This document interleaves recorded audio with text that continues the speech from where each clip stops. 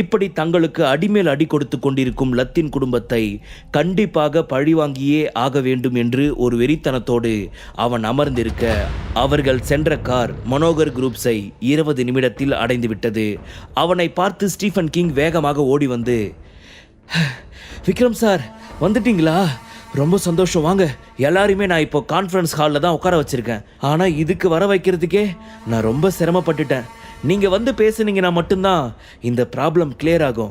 Please உள்ள வாங்க sir என்று விக்ரமை வரவேற்றான் ஸ்டீஃபன் கிங். அந்த லத்தின் குரூப்ஸ் ஏதேதோ பண்ணி நம்ம மனோகர் குரூப் சைடில் இருக்கிற முக்கால்வாசி ஷேர் ஹோல்டர்ஸை அவங்க கைவசப்படுத்திட்டாங்க. இருந்தாலுமே நான் ஏதேதோ பேசி இப்போ எல்லாருக்கும் ஒரு டைரக்டர்ஸ் மீட்டிங் அரேஞ்ச் பண்ணியிருக்கேன். எல்லாருமே கான்ஃபரன்ஸ் ஹாலில் தான் வெயிட் பண்ணிகிட்டு இருக்காங்க. ஆனால் நான் இவங்களை இங்கே வர வைக்கிறதுக்கே படாத பாடுபட்டுட்டேன். இதுக்கு மேலே நீங்கள் தான் இந்த பிரச்சனையை சரி பண்ணணும். ஏன்னா இது ரொம்ப கிரிட்டிக்கலான பிரச்சனை. இதை சரி பண்ண உங்களால் மட்டும்தான் முடியும்னு நான் நினைக்கிறேன் என்று அவன் படபடப்பாக பேசினான். அதன் பின் விக்ரம், ஸ்டீஃபன் கிங், ராக்கெட் ராஜா என 3 பேரும் கான்ஃபரன்ஸ் ஹாலை நோக்கி சென்றனர். வட்ட வடிவிலான டேபிளை சுற்றி 20-25க்கும் மேற்பட்ட பிஸ்னஸ் மேன் மற்றும் உமன் அமர்ந்திருந்தனர். அதில் பாதி பேர் ஓஷன் குரூப்பை சேர்ந்தவர்கள். அவர்கள் அனைவருமே இப்பொழுது லத்தின் குரூப்ஸ் கைவசம் சென்று இருந்தனர். இங்கே இருக்கும் அனைவரது முதலீடு 50% என்றால் நந்தகுமார் மட்டும் இவர்களுக்கு இணையாக 50% இன்வெஸ்ட் செய்திருந்தார். ஆனால் இதற்கு பின்புறமாக விக்ரம் தான் இருந்தான். இந்த இன்வெஸ்ட்மெண்ட்டில் நந்தகுமாரின் இன்வெஸ்ட்மெண்ட் அதிகமாக இருந்ததால் தான் நந்தகுமார் இந்த மனோகர் குரூப்ஸிற்கு தலைவராக இருந்தார். ஆனால் இப்பொழுது நந்தகுமார் மிகவும் சீரியஸான நிலைமையில் ஹாஸ்பிட்டலில் இருப்பதால் அங்குள்ள அனைவருக்கும் நீ தலைவன் நான் தலைவன் என்ற போட்டி நடக்க இதை தங்களுக்கு சாதகமாக பயன்படுத்திய லத்தின் குரூப்ஸ் அவர்களை தங்கள் கைவசப்படுத்தியது. இன்னும் அவர்களுக்கு கட்டுப்படாத ஒரு சிலரை தங்களது மிரட்டலுக்கு கட்டுப்பட வைத்தனர். அங்கு இருந்தவர்களில் ஒருவர் எழுந்து, மிஸ்டர் ஸ்டீஃபன், எங்களுக்கு இருக்கிற பிஸி ஸ்கெடியூலை விட்டுட்டு தான் நாங்கள் இங்கே வந்திருக்கோம். எங்களுடைய டைம் ரொம்ப ரொம்ப ப்ரீஷியஸ். ஸோ இந்த மாதிரி எந்த ஒரு முடிவும் எடுக்காமல் அமைதியாக இருந்து எங்கள் டைமை வேஸ்ட் பண்ணிக்கிட்டு இருக்காதீங்க. இமீடியட்டாக இந்த ஃபைலை நந்தகுமாருக்கு அனுப்புங்க என்று ஒரு நடுத்தர வயதுக்காரர் ஸ்டீஃபனை பொறுமையின்றி பேச ஆரம்பித்தார். அவரை தொடர்ந்து அடுத்தடுத்து நபர்கள் பேச ஆரம்பித்தனர். அவர் சொல்கிறது சரிதான். இப்போ தான் நந்தகுமார் சேர்மன் பதவியை கண்டினியூ பண்ண முடியாதுல்ல. முறையான ஒரு லீட் இல்லாட்டி நம்மளால் நம்ம கம்பெனியை சக்ஸஸ்ஃபுல்லாக எடுத்துகிட்டு போக முடியாது. ஸோ இப்போ நம்ம இமீடியட்டாக ஒரு நியூ லீட் அரேஞ்ச் பண்ணியே ஆகணும். அதனால் உங்களை தவிர இங்கே இருக்கிற டைரக்டர்ஸ் நாங்கள் எல்லாரும் சேர்ந்து ஒரு முடிவு எடுத்திருக்கோம்.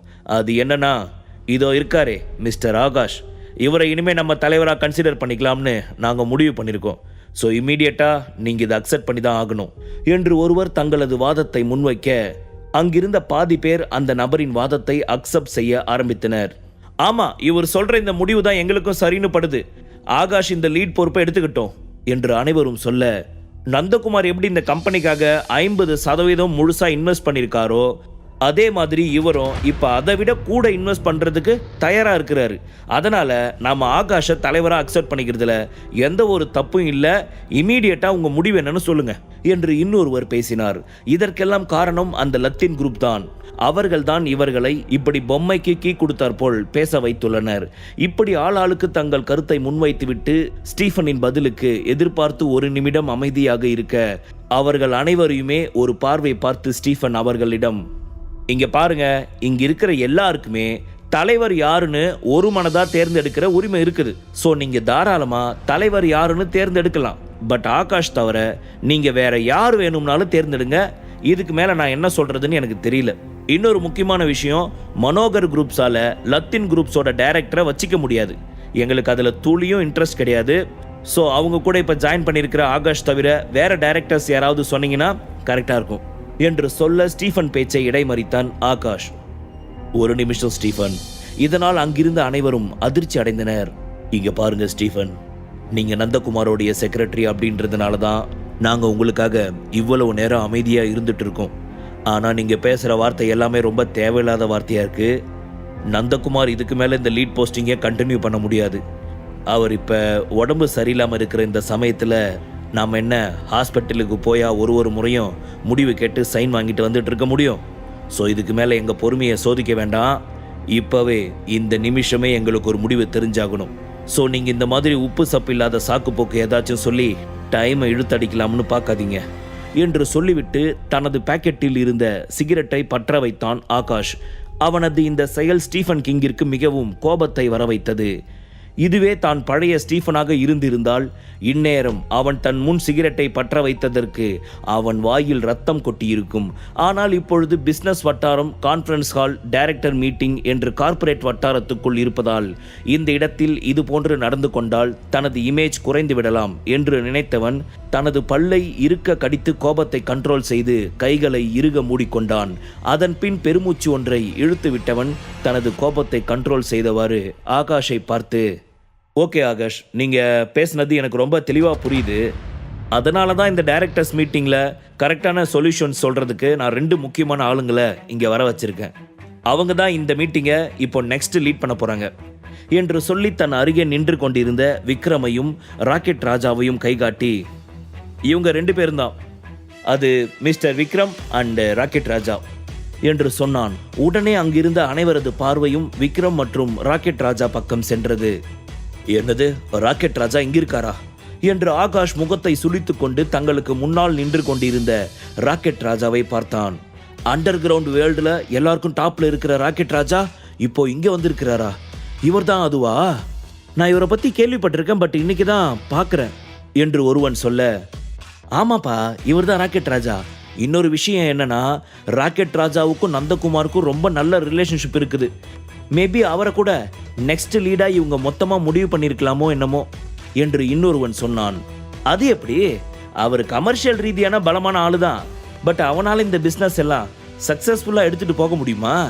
கத்தி எடுத்து சண்டை போடுற ஆளுக்கு பேனா லேப்டாப் வச்சுக்கிட்டு இருக்கிற பிசினஸ் பத்தி என்ன தெரியும் என்று இன்னொருவன் முணுமுணுக்க, அது சரி, ராக்கெட் ராஜா பத்தி நமக்கு ஓரளவுக்கு தெரியும், ஆனா இந்த பக்கத்தில் இருக்கிற இந்த விக்ரம் யாரு என்று ஒரு பெண் கேட்க, விக்ரம் எனக்கு யாருன்னு சரியா தெரியல, இது வரைக்கும் நான் விக்ரம் அப்படின்ற பேரை கேள்விப்பட்டது கூட இல்லை என்று ஒரு நடுத்தர வயது மனிதன் சொன்னான். அப்பொழுது அங்கு இருந்த அனைவரது கவனமும் விக்ரம் பக்கம் சென்றது.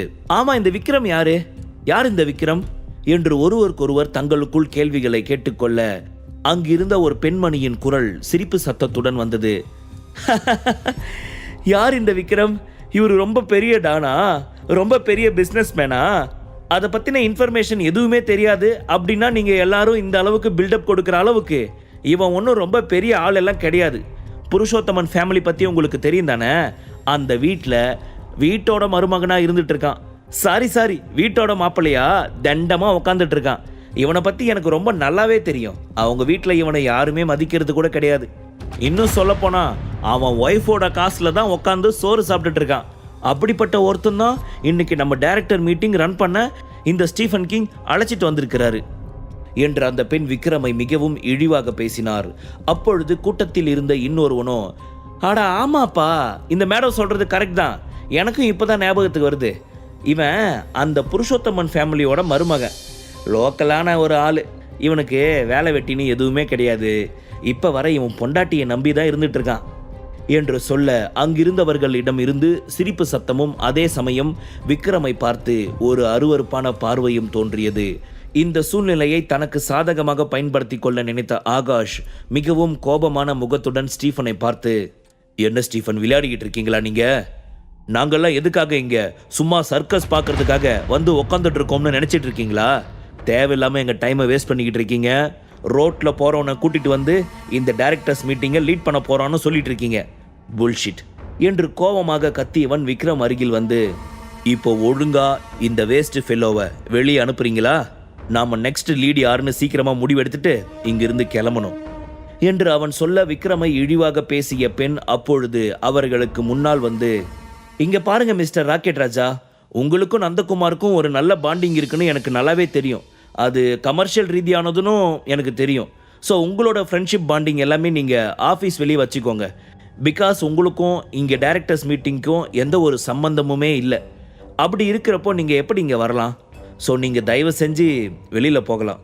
போகிறப்போ இதோ உங்கள் பக்கத்தில் நிற்கிறானே லோக்கலான ஆள், இவனையும் கூட்டிகிட்டு போகலாம். மறுபடியும் சொல்கிறேன், உங்களுக்கும் நந்தகுமாருக்கும் உள்ள பாண்டிங் வெளியவே கண்டினியூ பண்ணிக்கோங்க. தேவையில்லாமல் உள்ளே வந்து எங்களோட பிஸ்னஸ் விஷயத்தில் நீங்கள் தலையிட வேண்டிய அவசியமே கிடையாது என்று அந்த பெண் சொல்ல கண்களை அகல விரித்து அவளை பார்த்த விக்ரம் மனதிற்குள், பாரதி கண்ட புதுமை பெண் எப்படியெல்லாம் பேசுதுன்னு பாரேன் என்று இடுப்பில் கை வைத்து சிரித்து கொண்டே நக்கலாய் சொன்ன விக்ரம், வாட் யூ ஸ்பீக்கிங் என்று அந்த பெண் கோபமாக கேட்க, என்னம்மா நீ பெரிய பிசினஸ் மேன் அது இதுன்னு சொல்ற, நான் பேசுனது உன் காதுல விழுகலையா? இல்ல உனக்கு தமிழ் தெரியாதா? இல்லையே, கொஞ்ச நேரத்துக்கு முன்னாடி என்கிட்ட தமிழ்ல நல்லா தானே பேசின. நான் பேசினது தமிழ்ல உனக்கு தெரிஞ்சிருக்கணுமே. அப்போ நான் பேசினது உனக்கு காதுல விழுகல, அப்பனா உனக்கு காது கேட்காதா? பிசினஸ்ல இவ்வளவு திறமையா சாதிச்சிருக்க, ஆனா காது கேட்கலையா? நான் என்ன பேசினேன்னு மறுபடியும் கேட்கிறேன் என்று அவளை கிண்டல் செய்து விக்ரம் சிரிக்க அந்த பெண்ணிற்கு மிகவும் கோபத்தை வர வைத்தது. பாத்தீங்களா ஆகாஷ், இந்த மாதிரி லோக்கலான ஆளுங்க எல்லாம் உள்ள வந்தாங்கன்னா இப்படிதான் எல்லாமே இருக்கும். எப்படி இன்சல்ட் பண்ணி பேசுறாங்கன்னு பாத்தீங்களா? இவங்களை டைரக்டர்ஸ் மீட்டிங்க்கு லீட் பண்ண விட்டோம். மனோகர் குரூப்ஸ் நாளைக்கு பிளாட்ஃபார்ம்ல ஒரு பெரிய கடையை போட வேண்டியதுதான். நாமெல்லாம் அதுக்கு மார்க்கெட்டிங் பண்ண அங்கங்க ஒரு பேக்கை தூக்கிட்டு கையில மைக்கை வச்சுக்கிட்டு போய் கூவிட்டு இருக்க வேண்டியதுதான். புல்ஷிட். இது கார்பரேட் கம்பெனின்னு நினைச்சுக்கிட்டு இருக்காங்களா, இல்ல பிளாட்ஃபார்ம் பக்கத்துல போட போற பெட்டி கடை நினைச்சுக்கிட்டு இருக்காங்களா என்று சொல்லி அந்த பெண் அங்கிருந்து நகர்ந்து கொள்ள இப்பொழுது ஆகாஷ் மிகவும் கோபத்துடன், ஏய் ஹூ ஆர் யூ மேன்? உன்னை நான் அப்பவே வெளியே போக சொன்னேன். நீ இங்க இருக்க கொஞ்சம் கூட தகுதியே இல்லாத ஆளு. இது என்ன உங்க ஊர் பக்கம் ரோட்டோரத்தில் விளையாடுற கிரிக்கெட் மேட்ச்னு நினைச்சிட்டு இருக்கியா? நீ தான் கேப்டன், நான் தான் கேப்டன், டாஸ் போட்டு எடுத்துக்கிறதுக்கு. மரியாதையா இங்கிருந்து வெளியே போ என்று அவனை மிரட்டினான். யாருடா நீ?